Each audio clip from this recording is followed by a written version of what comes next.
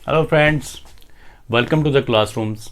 Friend, आज का जो हमारा टॉपिक है, आप जैसे बोर्ड पे देख ही रहे होंगे, आज हम जॉन मिल्टन के बारे में डिस्कस करने जा रहे हैं।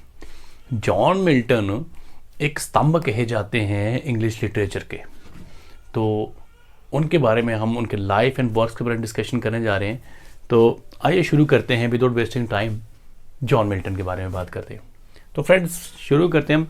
जॉन मिल्टन का बर्थ कहाँ पे हुआ था और डेट ऑफ बर्थ और उससे शुरू करेंगे। जैसे आप देख रहे हैं, जॉन मिल्टन का बर्थ जो है वो 9 दिसंबर 1608, ठीक है, ये 17वीं शताब्दी की बात है। 9 दिसंबर 1608 में हुआ है था। और ये लगभग, अब जैसे आप जानते हैं कि विलियम शेक्सपियर की डेथ हुई थी 1616 में। तो जब उनकी डेथ हुई तो उस टाइम पे ये 8 साल के रहेंगे होंगे। तो ब्रेड स्ट्रीट लंदन में इनका बर्थ हुआ था। लंदन में इनका बर्थ हुआ है और स्ट्रीट का नाम भी काफ़ी इंटरेस्टिंग है, वो है ब्रेड स्ट्रीट। तो ये पोइट थे, प्रोज राइटर थे, पोलेमिसिस्ट थे, सिविल सर्वेंट थे। ये तो उनकी जो हैं उनकी खूबियाँ थी। लेकिन पहले उनके फैमिली बैकग्राउंड पे चलते हैं। फैमिली बैकग्राउंड की जब बात करेंगे हम, तो फैमिली बैकग्राउंड में उनके जो फादर थे, उनका नाम जो था वो भी जॉन मिल्टन था। ये मैंने अंडरलाइन किया हुआ है, आप देख सकते हैं। फादर का नाम भी जॉन मिल्टन था और वो एक म्यूज़िक कंपोज़र थे। वो भी आर्टिस्ट थे एक, और म्यूज़िक कंपोज़र थे, एज वेल एज वो एक स्क्राइबनर थे। स्क्राइबनर एक काइंड ऑफ नोटरी कहा जाता है। जैसे नोटरी होती है मैजिस्ट्री में, जुडिशरी में होता है। तो ये नोटरी को रिप्रेजेंट करते थे वहाँ पे। इनकी कोई जॉब थी। इनकी मदर काफ़ी सोशल थी और रिलीजियस वुमेन थी और काफ़ी साउंड बैकग्राउंड से वो आती थी। लेकिन यहाँ पे एक दिक्कत थी। जो उनके फादर थे, उनके फादर ने, जो जॉन मिल्टन के ग्रैंडफादर थे, उन्होंने अपनी प्रॉपर्टी से डिसओन कर दिया था। उन्होंने उनको डिसइनहेरिटेड कर दिया था, क्योंकि अपनी प्रॉपर्टी से निकाल दिया था। उसका रीज़न ये था कि वो एक कैथोलिक क्रिश्चियन थे, और जबकि इनके फादर, जॉन मिल्टन के फादर, जिनका नाम जॉन मिल्टन था, वो जो थे वो प्रोटेस्टेंट टर्न हो गए थे, प्यूरिटनिज्म की तरफ जा रहे थे। जो ये जो एज है 17th सेंचुरी है, जो इसको आप एज ऑफ जॉन मिल्टन भी कहा जाता है, और इसको एज ऑफ प्यूरिटनिज्म में प्यूरिटन एज भी कहा जाता है। ये बात ध्यान से सुनिएगा। प्यूरिटन एज थी और जॉन मिल्टन इसके रिप्रेजेंटेटिव थे। तो इट मीन्स के इसको रिप्रेजेंट कर रहे थे। इट मीन्स जॉन मिल्टन जो थे वो हार्ड कोर प्यूरिटन थे वो, और वो भी प्रोटेस्टेंट आप कह सकते हो, जो नई तरह का जो एक क्रिश्चियन फिलॉसफी थी उसके फॉलोअर थे। तो जॉन मिल्टन की मदर की बात हो गई, उनके फादर की बात हो गई। और अब हम बात करते हैं उनकी जो ऑक्यूपेशंस, वो मशहूर क्यों थे, why he was famous, why he was popular, and why we are discussing him today. Poet थे वो, फर्स्ट ऑफ ऑल हमें जानते हैं वो एक पोइट थे। Then he was a prose writer as well. Prose writer वो होता है जो पोइट्री से हट के लिखता है, अलग लिखता है। प्रोज में जैसे आप जानते हैं राइम नहीं होती है और मीटर नहीं होता है। प्रोज फ्री जो राइटिंग है उसको प्रोज कहते हैं। ये कुछ भी हो सकते हैं, ये पैम्फलेट्स हो सकते हैं, कोई एसेज हो सकते हैं, कुछ भी हो सकते हैं, और इन पे इन्होंने काम किया था। और काफ़ी मशहूर उनके पैम्फलेट्स थे, काफ़ी ऐसे काम थे जो जिनकी वजह से इनको आज भी जाना जाता है। और ये थे एक पोलेमिसिस्ट। अब ये बात थोड़ी सी आप ध्यान से सुनिएगा। पोलेमिसिस्ट जो टर्म है ये होता है, पोलेमिक से आई है, और ये होता है एक डायरेक्ट अटैक जो होता है गवर्नमेंट की पॉलिसीज़, जो रूलर की पॉलिसीज़ पर डायरेक्ट अटैक होता है, उसको पोलेमिक कहा जाता है। और जो वो राइटिंग्स उस तरह की लिखता है वो पोलेमिसिस्ट होता है, जो उनकी अपनी राइटिंग थ्रू अटैक करता है। इसको कभी कभी स्टायर के साथ कंफ्यूज भी किया जाता है, लेकिन स्टायर है नहीं असल में। जो स्टायर होती है, स्टायर में क्या होता है कि स्टायर में आप रिडिक्यूल करते हैं वॉइसेस को, ठीक है, जो उनके वॉइसेस हैं उनको रिडिक्यूल करते हैं, उसका मजाक उड़ाया जाता है और उस तरह से रिडिक्यूल करके उसको अटैक किया जाता है, उसको टायराइज किया जाता है। बट हियर यहाँ पे डायरेक्ट अटैक है, हम सीधा बोलेंगे ये पॉलिसी जो है, अगर मैं राइटर हूँ मैं सीधा बोलूँगा कि गवर्नमेंट की ये वाली पॉलिसी जो है ये जनता के फेवर में नहीं है, ये एक तरह का गलत पॉलिसी है जो पब्लिक पे थोपी जा रही है, तो उसको डायरेक्ट अटैक करूँगा। तो वो पोलेमिसिस्ट हूँ। सिविल सर्वेंट तो ये थे ही, क्योंकि ये ओलिवर क्रोमवेल के अंडर इन्होंने काफ़ी काम किया था, उनके ये फॉलोअर भी थे, उनके ये हितैषी थे, उनके एडमायरर थे ये, तो ये सिविल सर्वेंट भी थे। इनके पास बहुत सारे गुण थे। एज अ राइटर इनके पास जहाँ तक ये पोइट भी थे, प्रोज राइटर भी थे, पैम्फलेट्स में लिखते थे और पब्लिक सर्विसेज में भी ये एक्टिव थे। तो साथ ही साथ इनको बहुत सारी भाषाओं का ज्ञान था। हम यहाँ पे देख सकते हैं वो इंग्लिश के अलावा और भी बहुत सारी लैंग्वेजेस जानते थे। जहाँ तक इंग्लिश का सवाल है, इंग्लिश उस टाइम की एस्टैब्लिश लैंग्वेज बन चुकी थी 17वीं सेंचुरी में, क्योंकि उससे पिछला जो पीरियड गया था वो एलिजाबेथन जो पीरियड था, उसमें काफ़ी नामी ग्रामी राइटर आ चुके थे, जहाँ विलियम शेक्सपियर थे, एडमंड स्पेंसर थे, इस तरह के राइटर्स जो थे वो इंग्लिश में इन्होंने काम करना शुरू कर दिया था। और ये काफ़ी एक उस टाइम की पॉपुलर लैंग्वेज बन चुकी थी और ये जन जन की भाषा बन चुकी थी और इसको अब कोर्ट की लैंग्वेज भी बन चुकी थी। तो अब इंग्लिश का जानना तो अनिवार्य था ही, वो तो एक था कि मतलब श्योर था कि वो तो हर बंदा सीखेगा वहाँ पे।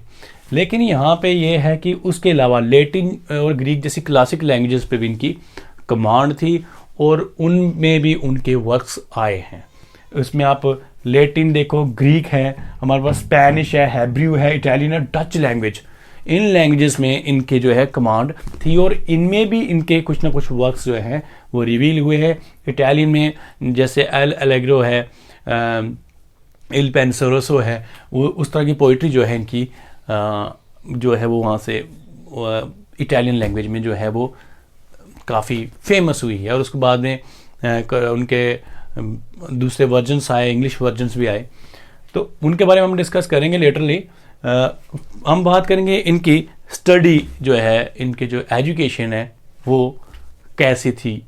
जहाँ पे हम पोइट की जब किसी भी एक राइटर के जब ऑथर को हम चूज़ करते हैं तो सबसे पहले लाइफ में जब हम डिस्कस करते हैं तो उनकी एजुकेशन और अल्मा मेटर जिसे कहते हैं वो बहुत ही इम्पॉर्टेंट होता है। हम उसको एजुकेशन कहाँ पे हुई थी और कैसी थी उस पर अब डिस्कस करेंगे। फ्रेंड्स, हम उनकी एजुकेशन की बात करेंगे तो जो उनकी शुरुआती एजुकेशन थी, प्राइमरी एजुकेशन थी, वो उनको मिली थी।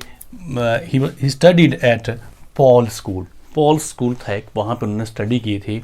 और एंड क्राइस्ट कॉलेज कैम्ब्रिज, इनका अल्मा मेटर जो है वो है Christ college Cambridge. Christ college था वो कैम्ब्रिज यूनिवर्सिटी का वो कॉलेज था, उसके अंडर था, तो कैम्ब्रिज यूनिवर्सिटी आप कह सकते हैं कि वो कैम्ब्रिज यूनिवर्सिटी वो गए थे। तो क्राइस्ट कॉलेज से याद आया, उनके साथ ही एक टाइटल जुड़ा हुआ है, द लेडी ऑफ क्राइस्ट। और द लेडी ऑफ क्राइस्ट का जो उनको टाइटल मिला है, लोग कंफ्यूज हो जाते हैं, स्टूडेंट्स भी और समटाइम्स तो जिन्होंने पढ़ा नहीं, जिनको पता नहीं, तो वो यही गेस करते हैं कि ये जो क्राइस्ट, लेडी ऑफ क्राइस्ट का जो टाइटल उनको मिला है, ये मे बी उनकी कोई बिब्लिकल एसोसिएशन है, एसोसिएटेड टू बाइबल है, या कोई रिलीजियस टच के साथ उनको ऐसा कहा जाता है, पर ऐसा है नहीं। सोच भी सकते हैं ऐसा, क्योंकि सोच में ये बात आती भी है क्योंकि जो जॉन मिल्टन थे, जॉन मिल्टन काफ़ी रिलीजियस पर्सन थे और वो प्यूरिटनिज्म के साथ इतना अटैच थे कि उनकी अब राइटिंग्स भी जब आगे पढ़ोगे देखोगे तो उसमें भी उनकी झलक जो है दिखेगी साफ साफ। तो वो एक हार्डकोर प्रोटेस्टेंट थे, प्यूरिटनिस्ट थे। तो उनके जो हम बात करेंगे क्राइस्ट कॉलेज में उनके साथ लेडी ऑफ क्राइस्ट का जो उनको मिला था वो इसमें से किसी चीज़ से रिलेटेड नहीं था। वो जो है उनको टाइटल मिला था वो इसलिए मिला था कि उनके जो लुक्स की वजह से, उनकी फेमिनाइन लुक्स थी, कर्ली हेयर थे, काफ़ी फेयर कम्प्लेक्शन था और उनके लंबे लंबे हाथ थे, ऐसे मतलब फेमिनाइन लुक्स की वजह से उनको द लेडी ऑफ क्राइस्ट का जो है खिताब जो कह सकते हैं वहाँ के जो स्टूडेंट्स थे, साथी जो फ्रेंड्स थे, उन्होंने दे दिया था और वो काफ़ी मशहूर हुआ। ये वाली बात काफ़ी उनकी जो है मशहूर हुई, लेडी ऑफ क्राइस्ट का जो ये इस तरह के क्वेश्चन जो हैं कभी कभी ऑब्जेक्टिव टाइप में पूछ लिया जाते हैं। तो हम बात करते हैं लेडी ऑफ क्राइस्ट का बात होगी। उसके साथ ही जो उनके क्राइस्ट कॉलेज में जो कैम्ब्रिज यूनिवर्सिटी में एक और घटना घटी थी, वहाँ पे उनके दोस्त बने थे एडवर्ड किंग। अब एडवर्ड किंग की बात करना इसलिए भी ज़रूरी है, इसलिए इम्पोर्टेंट है क्योंकि एडवर्ड किंग के साथ उनके लिटरेरी कैरियर में कुछ ज़रूरी बात जुड़ी हुई है। उस पर हम डिस्कस करते हैं कि उनके फ्रेंडशिप हो गई थी एडवर्ड किंग के साथ। तो क्या होता है कि एडवर्ड किंग किसी यात्रा पे जाते हैं, समुद्री यात्रा पे, सी वॉयेज पे निकलते हैं, तो वो डूब जाते हैं और उनकी डेथ हो जाती है। तो जब उनकी डेथ हो जाती है तो उनकी डेथ का उनको काफ़ी शौक हुए थे जॉन मिल्टन, और एज अ जो उसके जो उनको डेडिकेट की थी, उनको श्रद्धांजलि के तौर पे उन्होंने एक एलेजी लिखी थी जिसको लिसिडस के नाम से आप जानते हैं। और लिसिडस जो है एक वेल नोन एलेजी है इंग्लिश लिटरेचर के इतिहास की, और वो जॉन मिल्टन ने डेडिकेट की थी एडवर्ड किंग जो कि उनके फ्रेंड थे। तो ये मैंने अंडरलाइन किया एडवर्ड किंग का नाम, इसीलिए जिक्र इसके इसीलिए हुआ क्योंकि वो इम्पॉर्टेंट हैं उनके लिटरेरी कैरियर के लिए, जो आगे जाके हम बात करेंगे लिसिडस की। तो वहाँ पे तो मैं आपको थोड़ा सा मोटा मोटा बता देता हूँ कि जो लिसिडस उनकी जो एलर्जी थी वो पेस्टोरल एलर्जी थी। That was a pastoral allergy, and the pastoral allergy is something that involves the rustic background, जिसमें रस्टिक ग्रामीण पृष्ठभूमि का जो है विवरण हो, उसको उसमें इस्तेमाल किया जाए, यूज़ किया जाए, यूटिलाइजेशन हो, उसको पेस्टोरल एलर्जी कहते हैं। और अब ग्रामीण की जब बात आती है तो उसको हम इंडियन ग्रामीण बैकग्राउंड के साथ मिक्स नहीं कर सकते, क्योंकि जब भी ब्रिटिश की बात आती है, इंग्लैंड की बात आती है, वहाँ पे पेस्टोरल ग्रामीण जब पृष्ठभूमि की बात आती है, पेस्टोरल की जब बात आती है, तो वहाँ पे जिक्र होता है शेफर्ड्स का। तो इस लिसिडस में अपने आप अपना फेलो शेफर्ड जो है वो मानते हैं, कौन? Writer John Milton. तो ये था लिसिडस की बात होगी। और क्राइस्ट कॉलेज में जो है वहाँ पे कैम्ब्रिज में उन्होंने इसके अलावा भी बहुत सारे काम जो है वो वहीं पे काफ़ी यंग एज में लिखना शुरू कर दिया था उन्होंने, जिसमें on the morning of Christ nativity और बहुत सारे काम थे। वहाँ से उन्होंने शुरुआत 1629 में ये आया था वर्क उनका। तो ही वॉज वेरी यंग और उन्हें उसी टाइम पर उन्होंने लिखना शुरू कर दिया था। ही वॉज अ लिटरेरी जीनियस, इसका अंदाज़ा यहाँ से हम लगा सकते हैं।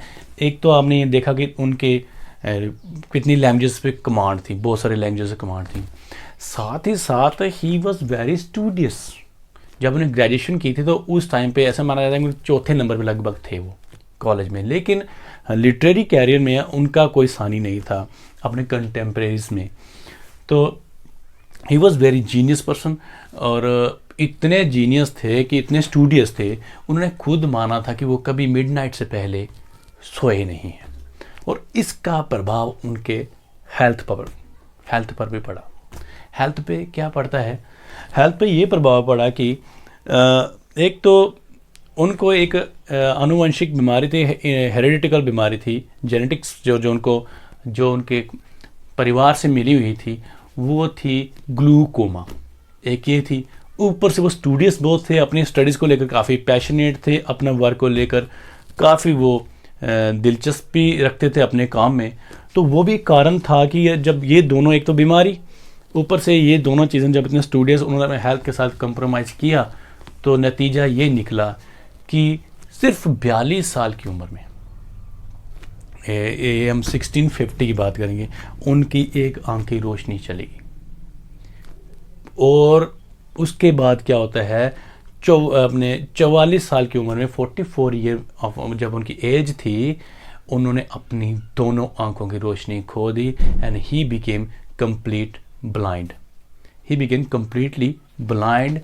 और जीनियस की जब हम बात करते हैं, जीनियस इसलिए भी कहते हैं कि जब वो कंप्लीटली ब्लाइंड हो जाते हैं, उसके बाद उनके कैरियर का बेस्ट वर्क निकल के आता है, उनके कैरियर का बेस्ट वर्क निकल के आता है कहाँ, उनके ब्लाइंड होने के बाद।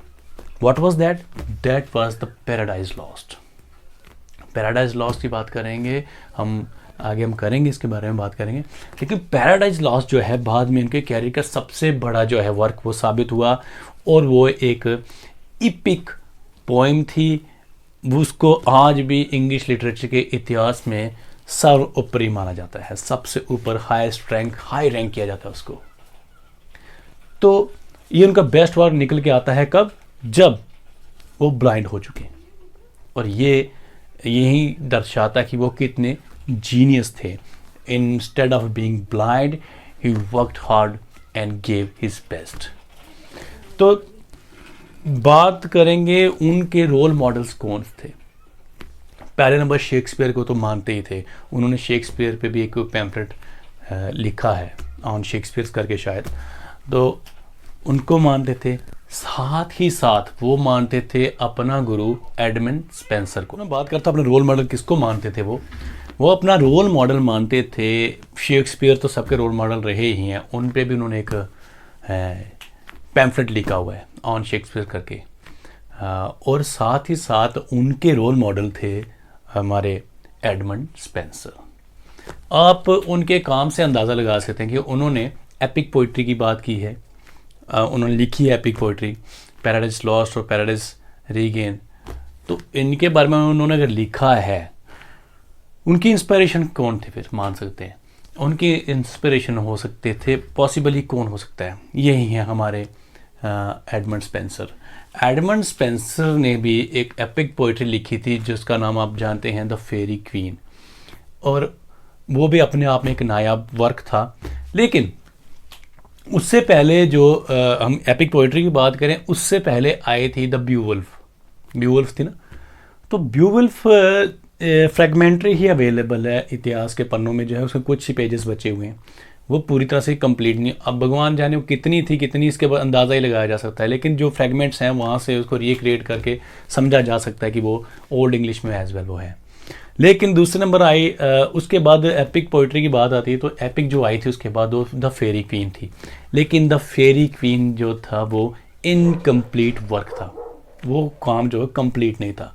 तो जब इनकम्प्लीट है तो उसको भी हम पूरी तरह से, एपिक पोइट्री तो है लेकिन उसको कंप्लीट वर्क नहीं है, तो उसको भी ज़्यादा कंसिडर नहीं किया जा सकता। लेकिन पैराडाइज लॉस्ट की बात जब आती है, वो अपने आप में कंप्लीट वर्क था और वो एपिक पोइट्री थी, और ये वो वर्क है जिसके बारे में ऐसा कहा जाता है कि मिल्टन का जन्म हुआ ये काम लिखने के लिए। मिल्टन जो हैं उन्होंने अपने कॉलेज लाइफ में ही सोच लिया था, उन्होंने कुछ 100 थीम्स डिसाइड किए हुए थे और वो बिब्लिकल ओरिजिन के। फ्रेंड्स चलो एक नज़र डालते हैं हम उनकी टाइमलाइन पे, उनके लाइफ के जो इंपॉर्टेंट इवेंट्स उसके लाइफ में घटे हैं उन पे नज़र डालते हैं, फिर उनके वर्क्स के बारे में बात करेंगे। तो जॉन मिल्टन जैसे उनकी टाइमलाइन हम स्टडी करेंगे तो 1608 से 1674 तक वो उन्होंने एग्जिस्ट किए, वो लाइव थे। 1608 में उनका बर्थ होता है और 1674 में उनकी डेथ हो जाती है। मीन्स कि when he died he was 66 year old. तो इसमें भी एक इम्पॉर्टेंट बात ये है, जैसे मैंने को बता चुका हूँ कि एक ग्लूकोमा करके बीमारी से वो ग्रसित थे, वो एक हेरिडिटिकल डिजीज़ होती है और उसकी वजह से उन्होंने अपनी दोनों आंखें खो दी थी, और 44 ईयर की जो उनकी लाइफ थी, एज थी, तब उनकी दोनों आंखें ख़त्म हो गई थी, दोनों की रोशनी ख़त्म हो गई थी, तो उनको कंप्लीटली ब्लाइंड हो चुके थे। तो ये उस टाइम पे उनकी एज 44 ईयर ओल्ड थी, और आप यू कैन गैस के उसके बाद लाइफ के 22 और 21 ईयर्स जो थे उन्होंने एज अ ब्लाइंड ही लाइफ जी है। 1/3 ऑफ उनकी जो लाइफ थी वो उन्होंने अंधेपन के साथ, ब्लाइंडनेस के साथ गुजारी है, 1/3 ऑफ हिज लाइफ। तो जॉन मिल्टन का बर्थ 1608 में ब्रैड स्ट्रीट लंदन में होता है, और उनके साथ एक और किस्सा जुड़ा हुआ है क्राइस्ट कॉलेज में। वो ये है कि वो कुछ देर के लिए उनको कॉलेज से निकाल दिया गया था, वो क्या रीज़न से वो हम आगे डिस्कस करेंगे। तो कुछ रीजंस की वजह से उनको निकाल दिया गया था। और उनकी जो स्कूली एजुकेशन है वो पॉल स्कूल में हुई थी, जैसे मैंने पहले बताया। और उन्होंने अपनी जो ग्रेजुएशन है, जिसे हम बैचलर ऑफ आर्ट्स जो है वो 1629 में ख़त्म की थी। और ये डेट इसलिए भी इम्पॉर्टेंट है 1629 कि सेम यही ईयर है जब क्रिसमस के टाइम पे उन्होंने अपने फर्स्ट रिकॉग्नाइज्ड, ऐसे तो बहुत सारे वर्क उन्होंने लिखे होंगे, उससे पहले भी लिखे थे, लेकिन जो रिकॉग्नाइज्ड रिकॉर्डेड वर्क है वो है मिल्टोनिक वर्क जिसे कहा जाता है, वो है on the morning of Christ nativity. और ये उन्होंने क्रिसमस की मौके पे लिखा था 1629 में। और 1629 में ही उनकी ग्रेजुएशन ख़त्म होती है। उसके बाद उनकी पोस्ट ग्रेजुएशन की बात आती है, और वो ख़त्म होती है, उन्होंने शुरू की और ख़त्म होती है 1632 में उनकी पोस्ट ग्रेजुएशन हो जाती है। और उसको मास्टर ऑफ आर्ट्स आप कह सकते हैं, एमए डिग्री जो उनको 1632 में अवार्ड हो गई थी। और जहाँ पे उनके एडवर्ड किंग क्राइस्ट कॉलेज में फ्रेंड थे, वहाँ एक और फ्रेंड भी थे जिनका नाम था डियोडर्टी, और इनका भी काफ़ी महत्व रहा उनकी लाइफ में, ये हम आगे पढ़ेंगे। तो ये थे कुछ इम्पोर्टेंट इवेंट्स उनकी लाइफ के।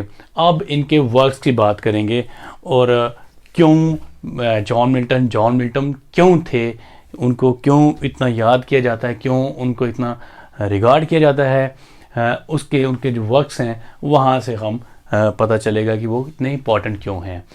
तो मैं आपको बीच में बताते बताते रुक गया था कि उन्होंने डिसाइड किया था अपने कॉलेज लाइफ के दौरान कि जब वो क्राइस्ट कॉलेज में थे, उन्होंने लगभग 100 थीम्स ऑफ बिब्लिकल ओरिजिन,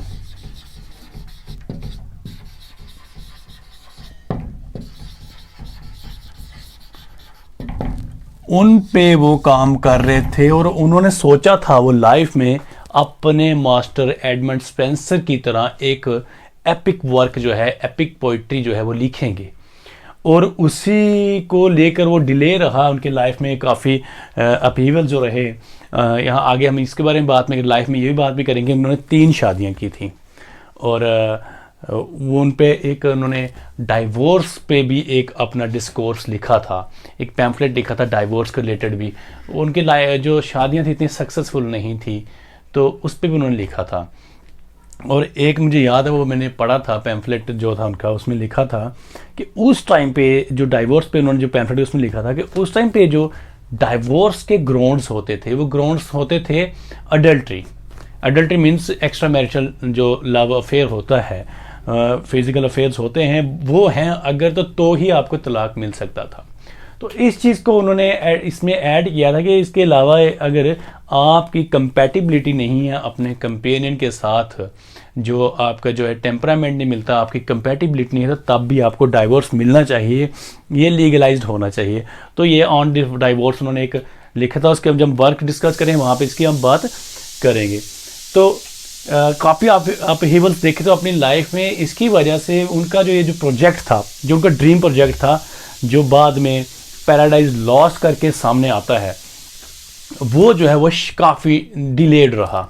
और उन्होंने अपनी लाइफ के लास्ट स्टेज में जाके जो आती है वहाँ जाके लिखा, और वो भी तब when he was blind. At that stage he wrote the paradise lost.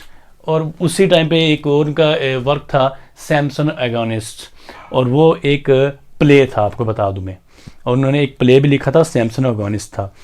और बाद में पैराडाइज लॉस्ट का सीक्वल लिखा था अपने लाइफ के लेटर स्टेज में, एंड में थे जब वो 1674 में लगभग शायद लिखा था। और उसी ईयर उनकी डेथ जो पब्लिश हुआ था, और उसी ईयर उनकी डेथ भी हुई थी, वो था पैराडाइज रीगेन।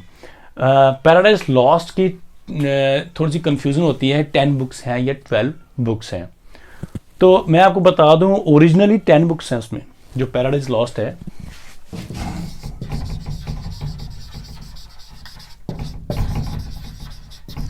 ये ओरिजिनली 10 बुक्स थी, लेकिन क्या हुआ जब इसका रिवाइज वर्जन आया, जो कि 7th और 10th बुक है, उनके 2 पार्ट कर दिए गए। तो ये बाद में जाके कितने होगी, आज जो इसका अवेलेबल वर्जन है ये 12 बुक्स का हो गया। तो ये काफ़ी लंबी एपिक पोइम है, एक अपने आप में एक ख़ास वर्क है, एक काफ़ी उम्दा पोइम है। तो पैराडाइज लॉस्ट, उसके बारे में डिस्कशन हम उनके वर्क्स में करेंगे।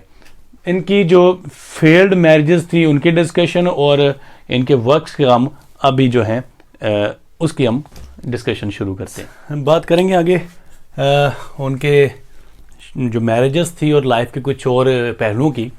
जब उन्होंने अपनी एमए ख़त्म की 1632 में, तो उसके बाद वो अपने हैमर स्मिथ जो उनके फादर का घर था वहाँ उनके पास चले जाते हैं after completing his post graduation. And then in 1638 उन्होंने एक टूर लगाया है, एक टूर था, वो था टूर फ्रांस टू इटली का एक टूर उन्होंने किया है। और ये एक काइंड ऑफ आध्यात्मिक टूर था, ये स्पिरिचुअल टूर था उनका, ये उन्होंने लगाया 1638 में। और उनकी जो फर्स्ट मैरिज अब जिसके बारे में बात करने जा रहे हैं वो होती है 1642 में। 1642 में आप गैस कर सकते हैं कि उनकी एज कितनी रही होगी। उनकी एज उस टाइम पे थी 34 ईयर, और वो 34 ईयर उनकी एज थी और उन्होंने शादी की मैरी पॉवल से, और उनकी एज लगभग 17-18 साल थी, वो उनकी उम्र के आधी उम्र की थी वो। और इसलिए उनकी शादी सक्सीड नहीं हुई क्योंकि काफ़ी कंपैटिबिलिटी का इशू में था। और इसी मैंने जैसे पहले बताया, और इसी के रिलेटेड उन्होंने अपना एक डिस्कोर्स लिखा था, एक पैम्फलेट लिखा था, इसके रिलेटेड उन्होंने दिया था डाइवोर्स पे। उन्होंने जो लिखा था कि अगर कंपैटिबिलिटी नहीं तो वो भी ग्राउंड होनी चाहिए डाइवोर्स के लिए, और लीगल डाइवोर्स की बात कर रहे थे। तो 1656 में उन्होंने कैथरीन वुडकॉक से शादी की थी। और 6 जब हम बात कर रहे हैं उस टाइम पे ये ब्लाइंड हो चुके थे, और कैथरीन वुडकॉक से उन्होंने शादी करी थी और उनकी भी डेथ हो गई थी 1658 में। एक बच्चे को जन्म देते हुए उनकी डेथ हो जाती है 1658 में। फिर हम बात करें उनकी फिर से शादी हुई, तीसरी बार शादी होती है, और इस बार थी एलिजाबेथ मिंशल, और उनसे उनकी शादी हुई 1662 में। और ये आप गैस कर सकते हैं कि पैराडाइज लॉस्ट लिखने का जो टेनर था वो 1658 में 59 में लिखनी शुरू की थी, और 67 में वो पब्लिश हुई थी। उस दौरान की बात है, और उसी दौरान उन्होंने शादी की थी एलिजाबेथ मिंशल के साथ। तो ये थी उनके ये इम्पोर्टेंट जो लाइफ के और इवेंट्स थे। इसके अलावा एक और उनका पहलू था, वो था पॉलिटिकल पहलू। पॉलिटिकल पहलू जो उनका था वो हम डिस्कस करेंगे, उसके लिए अलग से हम डिस्कशन हम करेंगे, वो इम्पॉर्टेंट है। और उसमें उस टाइम के कंटेम्प्रेरी जो हालात थे वो भी हम डिस्कस हो जाएंगे, उनको हम डिस्कस करेंगे इसके बाद हम। तो वो भी इम्पॉर्टेंट पहलू है क्योंकि वो एसोसिएटेड थे प्यूरिटनिज्म के साथ, और जो कॉमनवेल्थ जो गवर्नमेंट थी उस टाइम की, तो कॉमनवेल्थ थी उसको वो सपोर्ट कर रहे थे, और उसकी वजह से उनको 1662 में इनको जेल भी हुई थी जब रिफॉर्मेशन हुई थी। चार्ल्स सेकंड ने जब दोबारा अपना जो थ्रोन पे बैठे थे तो उस टाइम पे उन्होंने वो दोबारा हुई थी। तो ये जो है हमारे उनको रिफॉर्मेशन के टाइम पे उनको अरेस्ट कर लिया गया था, और उनके जितने भी एडवांटेजेस उनके जो उन्होंने थे उनके पास उस टाइम पर सारे ले लिए गए थे। और उसके बाद उन्होंने फोकस किया था राइटिंग पे, कौन से उनके जो बेस्ट वर्क्स जो हमें उनकी लाइफ के माने जाते हैं, मैं उनको मेंशन कर देता हूँ। ये थे पैराडाइज लॉस्ट,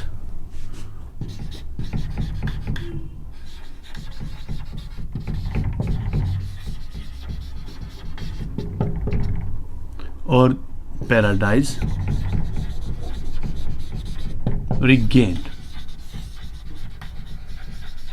ये उनके कुछ 3 जो इंपॉर्टेंट वर्क है जिनकी लाइफ के लेटर स्टेज में आते हैं। सैमसन अगोनिस्ट, पैराडाइज रीगेन और पैराडाइज लॉस्ट आते हैं, और ये एक काफ़ी ज़्यादा प्रचलित वर्क उनके हैं, उनके लाइफ के बेस्ट वर्क्स में से एक था। और ये सब जो हुआ तब ये एक बार वो उनको फ़ाइन भी हो चुका, उन जो सज़ा फ़ाइन भुगत के उसके बाद उन्होंने ये काम लिखने शुरू किए थे। तो इनकी डिस्कशन करते हैं, इनके जो लाइफ के दूसरे पहलू हैं, फिर इनके वर्क्स पे एक नज़र डालेंगे। पॉलिटिकल पहलू जो है उनका लाइफ का, उसको समझने के लिए उस टाइम के पॉलिटिकल हालात जो थे उनको समझना ज़रूरी है। और आपकी जानकारी के लिए मैंने पहले ही बता दिया था कि ये जो एज है जिसको जॉन मिल्टन बिलोंग करते हैं, जिसको एज ऑफ मिल्टन भी कहा जाता है, ये इस एज को प्यूरिटन एज भी कहा जाता है। प्यूरिटन एज, और इसको एज रिफॉर्मेशन भी कहा जाता है, ये भी ध्यान रखना आपने। और ये किस्सा क्या है, एलिजाबेथ के टाइम पे काफ़ी ज़्यादा रिफॉर्मेशन हुई, काफ़ी मूवमेंट्स ऐसी हुई जो चर्च के में काफ़ी बदलाव आया जिससे एलिजाबेथ एज में।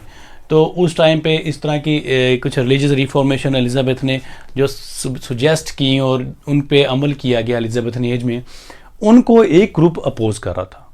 वो कह रहा था नहीं, ये जो प्रैक्टिस आप जो कर ये हो रहा है ये ठीक नहीं है।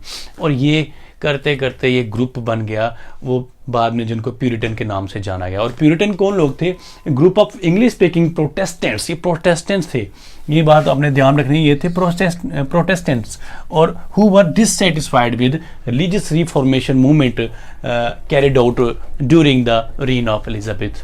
तो जो उनके राज में, उनके रूल के टाइम पे इस तरह की ये एक प्रैक्टिस थी, रिफॉर्मेशन मूवमेंट जो थी वो कैरी आउट की गई थी, रिफॉर्मेशन मूवमेंट थी। तो इसको जो है ये लोग इससे खुश नहीं थे, डिससेटिस्फाइड थे। वो लोग बाद में जाके प्यूरिटन कहलाए गए, क्योंकि वो मानते थे whatever they are believing that is pure. तो प्योर से ये वर्ड निकला है, प्योर से प्यूरिटन आया। ये मानते थे प्योर क्या है, वो जो ये चीज़ ये मानते हैं वो प्योर है, इसलिए वो प्यूरिटन है।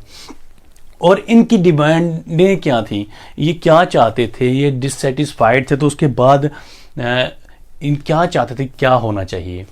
तो होता ये है कि इन्होंने डिमांड की प्यूरिफिकेशन ऑफ चर्च।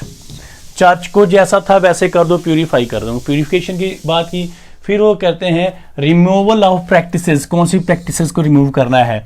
जैसे उसमें थे हायरार्किकल लीडरशिप। हायरार्किकल जब लीडरशिप थी उसमें एक ग्रुपिंग कर गई थी, दी गई थी चर्च के अंदर, जिसमें ऐसा था कि एक जो है पोस्टों का जो एक डिमार्केशन की गई थी, इस तरह की गई थी कि वो मतलब पोस्ट ऑफ प्रॉफिट्स बन गई थी वहाँ पे। तो वो प्रॉफिट की जो वो गद्दियाँ बन गई थी, वो चेयर ऑफ प्रॉफिट जब बन जाती हैं तो उसको रिमूव करने की बात कर रहे हैं। क्लैरिकल वेस्टमेंट्स, जो क्लैरिकल वेस्टमेंट्स हैं उनको हटाने की बात करते हैं। और बहुत सारे ऐसी प्रथाएं, ऐसे रिचुअल्स जो रोम के चर्च के साथ जुड़ी हुई थी, वेरियस रिचुअल्स एसोसिएटेड विद रोम के चर्च के साथ जुड़ी हुई थी, उन सब को हटाने की डिमांड करते हैं कौन? प्यूरिटन्स। और होता क्या है, उस टाइम पे चार्ल्स वन थे, वो उस टाइम पे किंग थे। ये 17वीं 17th सेंचुरी की बात चल रही है। अब वो किंग थे, तो वो तो जो राजगद्दी के साथ चल रहा था पहले, जो उनके फेवर में थे, और जो किंग के फेवर में थे उनको कहा गया कैवलियर। वो एक ग्रुप बन जाता है कैवलियर्स का। तो एक ग्रुप है प्यूरिटन्स का। अब दो ग्रुप बन जाते हैं, एक प्यूरिटन्स का ग्रुप है, एक है कैवलियर्स का। कैवलियर्स कौन? जो किंग को सपोर्ट करते हैं, कोर्ट को सपोर्ट करते हैं, वो। एक कैवलियर पॉइंट के बारे में आगे पढ़ेंगे हम। तो कैवलियर्स थे, वो सपोर्ट कर रहे हैं हमारे चार्ल्स वन को, किंग चार्ल्स वन को। मैं यहाँ लिखना भूल गया, चार्ल्स वन को वो सपोर्ट करते हैं। तो दूसरी तरफ आगे पार्लियामेंटेरियन, जिनको हम प्यूरिटन भी कहेंगे, और इनको राउंड हेड्स भी कहा गया। अब ये दो ग्रुप में बट जाता है, अपना पूरा इंग्लैंड दो ग्रुप में बट जाता है। और जब ये दो ग्रुप में बट जाता है तो शुरुआत होती है सिविल वार की। और ये सिविल वार जो है काफ़ी लंबी चली। सिविल वार जो थी ये 1642 से लेकर 1651 तक चली। और अब आपको मिल्टन का क्या इसमें रोल है? मिल्टन जो थे वो हिस्सा थे प्यूरिटन ग्रुप का, तो इसलिए हमें ये जो बैकग्राउंड थी ये जानना ज़रूरी था। तो 1642 में जब सिविल वार शुरू हुई है तो यहाँ पे जो प्यूरिटन्स थे ये एक स्ट्रांग फोर्स के साथ उभर के आते हैं। काफ़ी मतलब ये काफ़ी स्ट्रांग ये साबित होते हैं, और ये winner at the end of the war ये विनर घोषित होते हैं और इन्होंने अपनी एक एस्टेब्लिशमेंट की जिसको बोला गया था कॉमनवेल्थ। तो सिविल वॉर की थोड़ा डिस्कस करते हैं। सिविल वॉर जो 1642 में शुरू होती है, जैसे मैंने आपको पहले बता दिया किसके बीच थी, ये थी प्यूरिटन्स और कैवलियर जो कि किंग चार्ल्स वन के सपोर्टर थे, कोर्ट के सपोर्टर थे, उनके बीच में शुरू होती है। और इनकी डिमांडें मैंने आपको पहले बता दी क्या थी कि ये चाहते कि मोनार्की ख़त्म हो और कॉमनवेल्थ रूल हो, इस तरह का इनका डिमांड्स थी।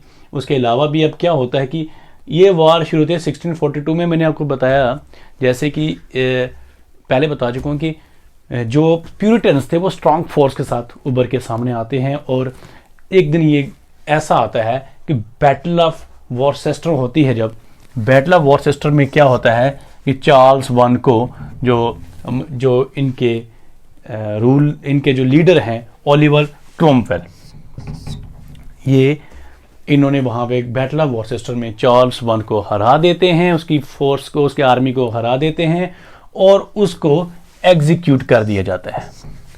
उसको फांसी की सज़ा, मौत की सज़ा दी जाती है और उसको मार दिया जाता है। और क्या होता है कि जो मोनार्की होती है वो वहाँ पे ख़त्म हो जाती है। अब यहाँ पे मोनार्की का कोई जो है कि नामो निशान नहीं बचता है और फर्स्ट टाइम जो है कॉमनवेल्थ ऑफ इंग्लैंड जो वो एस्टेब्लिश होता है अंडर द लीडरशिप ऑफ, उसको प्रोक्टरेटशिप भी कहते हैं, ओलिवर क्रोमवेल की प्रोक्टरशिप में, लीडरशिप में जो है ये एस्टेब्लिश होता है कॉमनवेल्थ ऑफ इंग्लैंड। तो वहाँ से वहाँ पे एक और साथ में जो उसका बेटा था चार्ल्स सेकंड, वो वहाँ से भाग गया। वो जब ये सब होता है तो वहाँ से कहाँ भाग के जाता है, वो फ्रांस चला जाता है, इंग्लैंड से भाग जाता है वो फ्रांस में, और फ्रांस में जाके वो छुप के रहता है जैसे भी। लेकिन वो क्या होता है कि वो जो रूल चलता है अपने 9 साल चला, 1651 से 1660 तक जो है ये रूल कॉमनवेल्थ का चलता है ओलिवर क्रोमवेल की लीडरशिप में। और इस टाइम में क्या होता है कि एक फिर से जो रिस्टोरेशन का टाइम आ जाता है। रिस्टोरेशन पीरियड वो है जब चार्ल्स सेकंड जो फ्रांस भाग गया था, वहाँ से फ्रांस से फिर वो अपनी आर्मी बना के फिर आता है और फिर वो ओलिवर क्रोमवेल की जो टीम है, इसकी जो आर्मी है, इसको हरा के थ्रोन को फिर कब्जा कर लेता है। और वहाँ पे ओलिवर क्रोमवेल को फिर मार दिया जाता है। तो वो उन्होंने, और जब ये रिस्टोर हुआ, रीन पे इनका रिस्टोरेशन होती है, मोनार्की रिस्टोर हुई, उसको जाके बोला गया रिस्टोरेशन। सॉरी मैंने रिफॉर्मेशन लिख दिया था, इट इज एक्चुअली रिस्टोरेशन। ठीक, रिस्टोरेशन है। तो रिस्टोरेशन होती है, थ्रोन की मोनार्की जो है रिस्टोर हो जाती है। तो वहां पे अब मिल्टन सपोर्टर थे ओलिवर क्रोमवेल के और इसके काफ़ी ख़ास भी थे। तो वहाँ पे उनको अरेस्ट कर लिया जाता है और उनको जेल कर दी जाती है। और जब उनको जेल कर दी जाती है तो उनको कुछ फाइन पे करने के बाद उनको जेल से वो छूट जाते हैं। तो ये सारी कहानी थी प्यूरिटनिज्म की उनकी जो थी, और ये उनकी लाइफ के साथ साथ चलता रहता है। अब जब उन रिस्टोरेशन होती है उसके बाद उन्होंने अपना सब कुछ पॉलिटिकल जो सारे दांव पे थे छोड़ के फोकस किया अपनी पोइट्री पे, अपने वर्क्स पे। आइए बात करते हैं उनकी लाइफ के ख़ास जो वर्क्स हैं उन पे फोकस करते हैं। तो फिर आज का वीडियो कंक्लूड करेंगे। फ्रेंड्स एक नज़र डालते हैं उनके जॉन मिल्टन के मेजर वर्क्स पे। तो फ्रेंड्स उनके मेजर वर्क्स यहाँ बात आती है, हमने कुछ डिस्कस कर भी लिए हैं बीच बीच में बात करते करते। जैसे मैंने पहले बताया, अपने जब वो क्राइस्ट कॉलेज के अंदर थे तो उन्होंने अपनी एक जो फर्स्ट रिकॉग्नाइज्ड वर्क था उनका on the morning of Christ nativity 1629 में लिखी थी। और ये मैंने पहले भी बता चुका हूँ, ये क्रिसमस के एक ओकेजन पे ये लिखी गई थी और ये एक बिब्लिकल ओरिजिन की एक पोइम है। तो ये उस तरह की लिखी गई थी। फिर जो इनका एक ख़ास वर्क है वो है, इसकी जो नाम मैं दोनों लेने जा रहा हूँ, ये इटालियन नेम्स हैं, एल एलेग्रो एंड एल पेंसोरोसो। तो ये 1631 में 2 पोइम्स आए थे और इनको कंपेनियन पोइम्स भी कहा जाता है। मतलब ये साथ साथ आई थी और कंपेनियन है एक दूसरे की। और इसके खास बात ये है कि एल एलेग्रो होता है हैप्पी मैन, और एल पेंसरसो हो गया, ये पेंसरसो पेंसिव वर्ड आप साथ में राइम मिलता जुलता है, उसको मीनिंग भी मिलता है, इसका होता है मेलंकली मैन।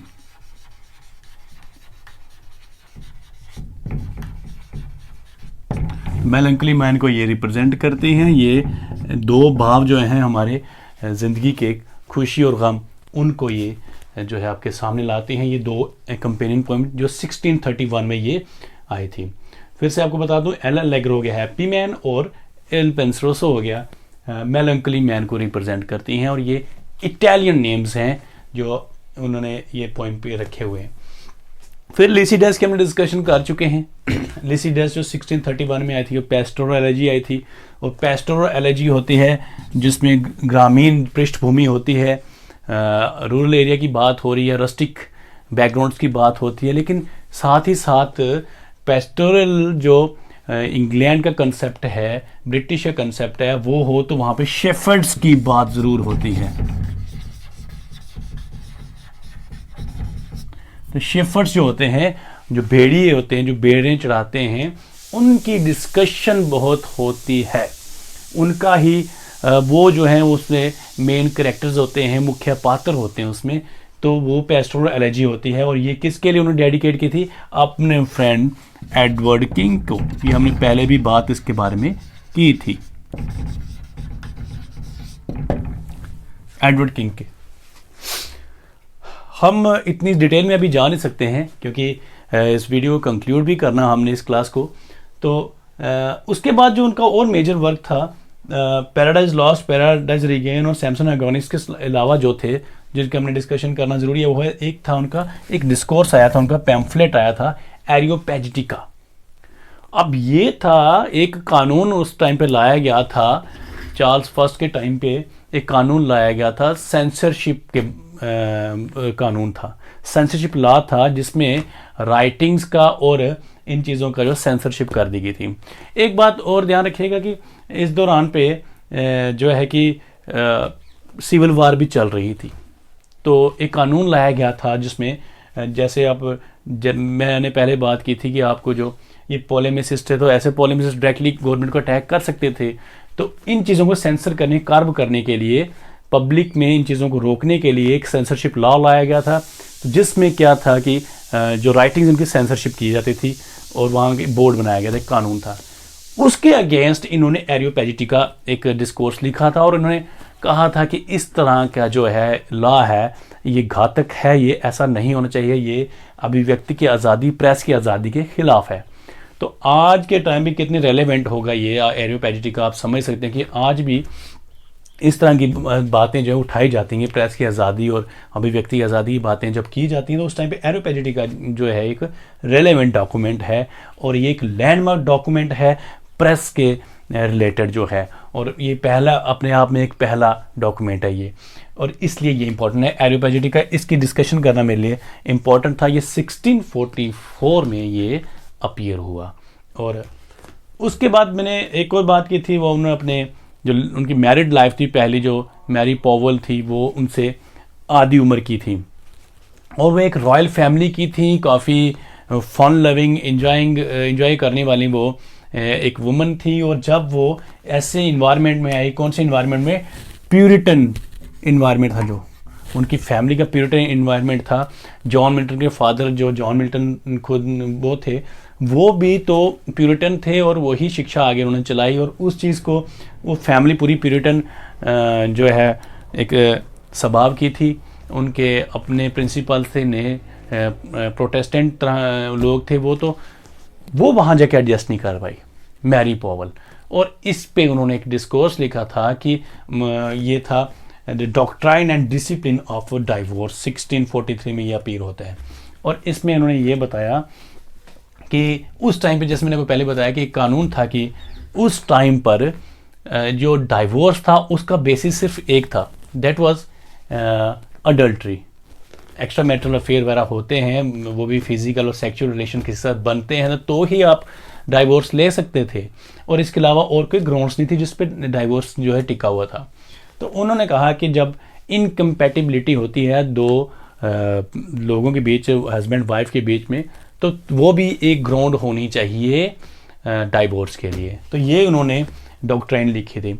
इसके अलावा जो उनका ड्रीम प्रोजेक्ट था, जो उन्होंने अपने कॉलेज टाइम पे थीम सोच के रखे थे, 100 थीम्स थे समवेयर, तो उन्होंने उन पे वर्कआउट करना था उन्होंने, पर लेकिन अनफॉर्चुनेटली उस टाइम पे नहीं कर पाए। और जब उनको समय मिला, पॉलिटिक्स वगैरह सबसे हट के वो जब अलग होते हैं, जो जब रिस्टोरेशन हो जाती है, तो उसके बाद उन्होंने फोकस किया किस पे, पैराडाइज लॉस्ट पे, जो 60-67 में अपीयर होता है। और ये आपको बता दूं 60, 58, 59 में ये इन्होंने लगभग लिखना शुरू किया था। बीच में इनको सज़ा हो जाती है और ये उसके बाद छूटते हैं, तो फिर इसको कंप्लीट करते हैं। और ये इनका ड्रीम प्रोजेक्ट था। ये भी बिब्लिकल ओरिजिन है इसमें, और इसमें बिब्लिकल टच तो है ही। उसको पैराडाइज रीगेन्ड इन्होंने लिखी थी 1671 में। और 1671 में उन्होंने अपना एक प्ले लिखा था, ये सैमसन एगोनिस्ट इनका एकमात्र प्ले था। और आपको बता दूं ये वो समय था जब जितने भी थिएटर्स वगैरह थे सब बंद थे।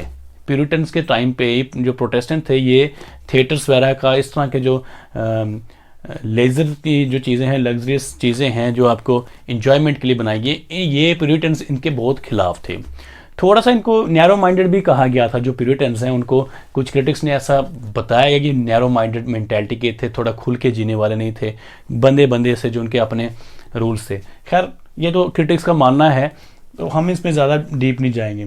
तो ये इनके मेजर वर्क्स हैं, पैराडाइज लॉस्ट, पैराडाइज रीगेन, और ये जो कुछ चीज़ें हैं इनको लिए एक डिटेल्ड अलग वीडियो चाहिए।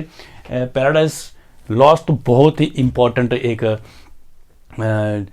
वर्क है, एक एपिक पोइम है, जो मैंने आपको बताया अपने में पहली जो कंप्लीटेड पोइम है, वो इस तरह की जो होती है, इसको बहुत ही ज़रूरी है इसको अलग से मतलब पढ़ना। ब्लैंक वर्स जो थी उसको ब्लैंक राइम कहा गया, उस पर इन्होंने जोर डाला था जॉन मिल्टन ने, और ये ही इसी में लिखी गई है पैराडाइज लॉस्ट। और उसकी 10 बुक्स ओरिजिनली आती हैं, बाद में वो 12 बुक्स हो जाती हैं। तो पैराडाइज रीगेन उसमें 2 बुक्स में, 2 या 4 बुक में आई थी। इसकी एक अलग से डिस्कशन करेंगे हम। तो फ्रेंड्स, अगर आपने अभी तक हमारा चैनल सब्सक्राइब नहीं किया है तो प्लीज़ सब्सक्राइब कीजिए, लाइक भी कीजिए ये वीडियो, और बेल आइकन जो है उसका बटन आप दबा दीजिए ताकि हमारे वीडियोस की, जो नए वीडियोस की नोटिफिकेशन आपको मिलती रहे। तो आपकी सपोर्ट से ही हम कुछ अच्छा कर पाएंगे। अपने वैल्यूएबल कमेंट्स जो हैं वो भी आप कमेंट बॉक्स में ज़रूर दीजिएगा। Thank you very much. Keep watching the classrooms.